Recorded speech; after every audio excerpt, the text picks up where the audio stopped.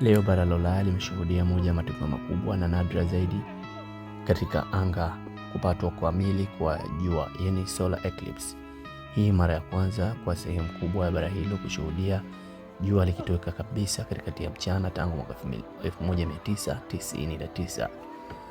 Mwezi ulipita katikati ya dunia na jua kutoweka na kuweka giza totoro katika maeneo maalum yaliyopo kwenye kile kinachoitwa Path of Totaly.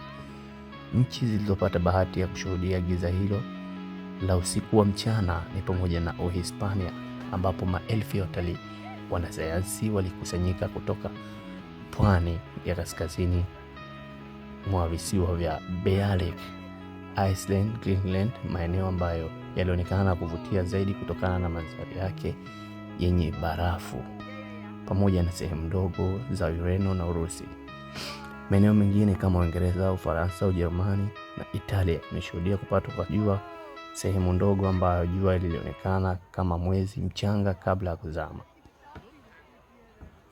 Kwa muda wa dakika 1 hadi 2 hivi jua lilipotea kabisa, joto lilishuka kwa ghafla, upepo ulibadilika na nyota zilianza kuonekana angani katikati ya mchana.